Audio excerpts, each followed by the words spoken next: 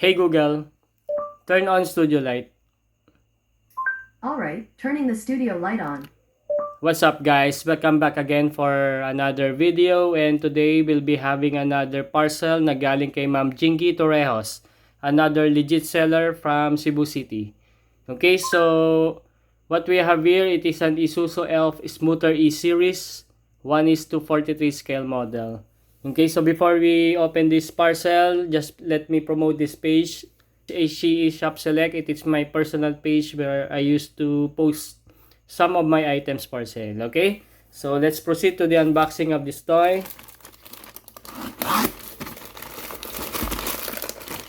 By the way, yung scale model na 1:43, upon searching, it is mga ganito, it is exclusive dealership merch o diecast model where mabibili mo lang to from the exclusive dealership.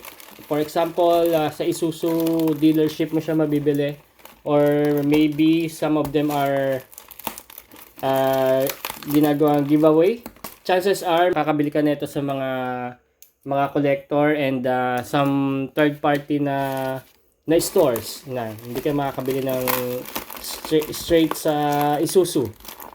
Yan, kasi yung pickup nung sister ko, yung Strada, meron toy na Strada na 4x2 model na GLS. Nakakita na ako nun. Yun, dun mismo sa Mitsubishi Paco, meron siya. Kaya lang by that time, hindi ako interested sa mga ganun sa mga pickups. Okay, so straightforward na tayo to. Buksan na natin to guys.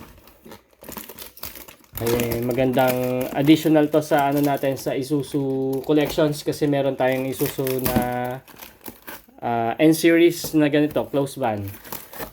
Yan, saka may isa akong Isuzu na EXR, but ibang line kasi yan. Very secured na may parcel ni ma'am, doble yung box. Yan, very good yan kasi yung yung model ng mga Isuzu naman is to 43, magagaan lang siya guys, medyo fragile yung mga parts niya, like yung side mirror, saka yung mga yung yung trailer niya, yung close van niya lang kasi yun plastic, kaya medyo magaan lang sila. Pero the looks for me yung looks nila very premium. Itong Smoother E-Series na to, wala, ito lang ang nakita ko na na Smoother E-Series, sa kanya lang. Wala na ako nakitang ibang nagbebenta. Yan, very secure yung parcel ni ma'am. Thank you very much ma'am for securing this parcel.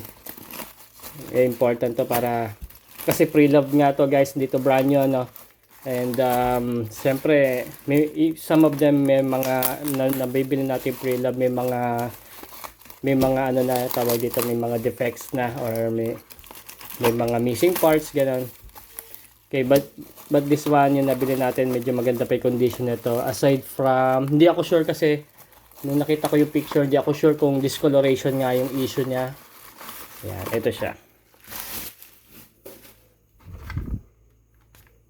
Okay, so ito pa yung original na inner box niya. Tingin ko, siya pa nga to. Ang ganda na natin. Ay, naka pa naka zip tie pa siya. Ay, matigas yung zip tie.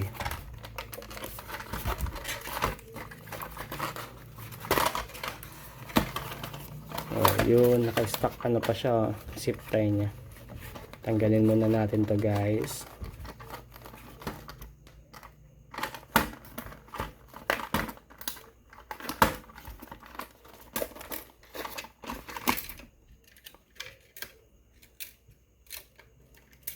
Yan, upon checking, initial checking, mukhang complete pa ito guys. Complete pa yung parts. Meron din pala, nawawala na pala yung side mirror niya. Yan. Okay, so ito siya.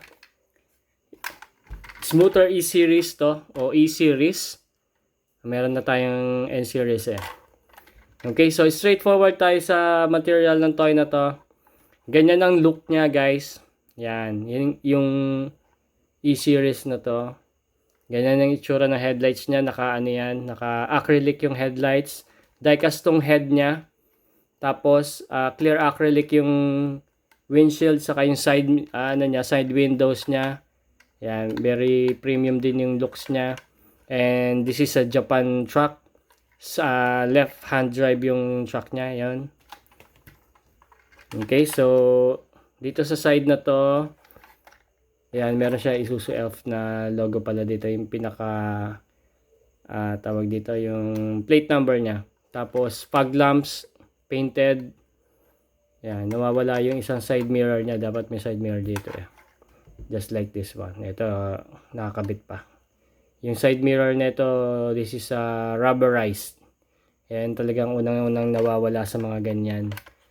Okay, so die-cast to. Itong pinaka windbreaker niya is plastic. Yan ang issue niya, discoloration. Yan, hindi kasi pantay. Kaya yung tingin ko, discoloration na nga siya. Pero okay lang yan. This is a pre-love item lang.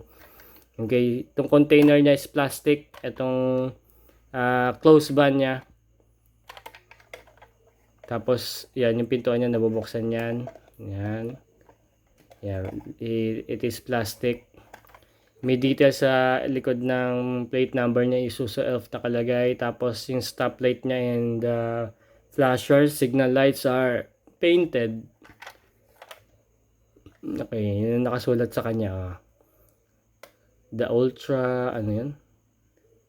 The Ultra Low PM Emission Truck. Yan. Smoother E-Series. Okay. Yung details niya sa ilalim, similar dun sa N-Series ko. Meron siyang spare tire dito pero fixed tong spare tire. One axle na rear wheel, tigalawang gulong. Hindi to steerable o walang mechanism for steering. Tapos ang function nito, bukod sa nabubuksan tong likod, na itutungo rin to. Yan, just like the A-Series. Okay, this is a great addition para sa Isuzu collections natin. Ito yung windbreaker niya, masyadong malaki, no? Yung design niya. Okay, by the way, yung looks nung nung E-Series na to, yan yung headlights niya, yan just like in the picture, yan yung real truck niya. Medyo maganda yung arrangement nito. Yung totoong truck nito, this is based from 2005 model na Isuzu Elf. Yan, just like in the picture. Okay. So, rubber wheels to. Tapos ito yung mugs niya is plastic. Pero maganda rin yung detalye. Okay, let's check the weight. Magagaan lang naman sila, guys. Ang tawag dito, itong ganitong toy, itong scale model ng Isuzu. Yan. Yan yung bigat niya, 113 grams. Okay, so for the size comparison, I have here the Isuzu N-Series. Yan, ito yung N-Series natin.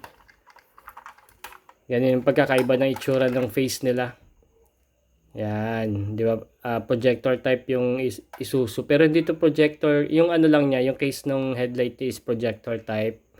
Tapos, HID yung mga bulbs niya. Ito, dual layer yung headlight nito. While this is the classic look ng 2005 model na Isuzu Elf. Yan, nakakita ko nito sa kalsada.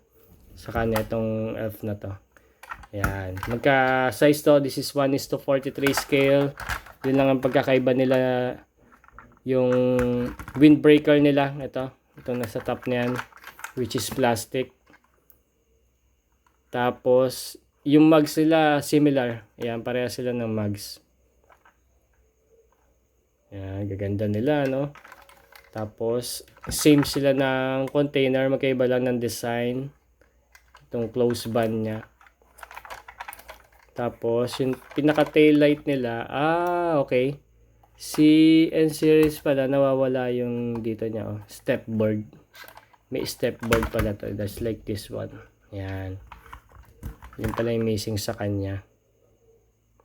Yan. Tapos yung ilalim nila. Ayan. Pareha sila ng siding. Saka yung guard nito.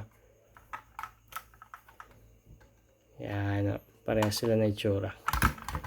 Okay. So, dito sa Isuzu N-Series, Ang wala tayo is yung F-Series na medium, ano yun? Medium duty truck. Yan. Just like in the picture, yan.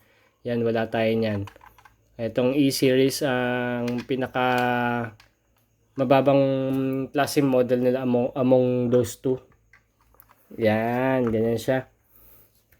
Okay, so siguro dito sa 1:43 scale sa Isuzu F-Series lang ang kulang natin. Tapos Hino na, wala tayong Hino Dutro. Yan, Hino Dutro. Tapos susunod doon yung wing van na ng Hino Proforia, saka yung Fuso Canter. Yan, Fuso Canter. Fuso na super great. Yan, maraming pa to lineup. Pero iba kasi ang category nun. Dito sa ganito sa close van, ang nakikita kong kulang natin is yung F-Series na medium duty truck. Yan. Okay, so yan yung additional natin sa ating Isuzu collection. If you like more of this diecast toy review, just follow my page. I have a TikTok, Facebook, and YouTube account. So I'll see you for an upcoming video, and goodbye.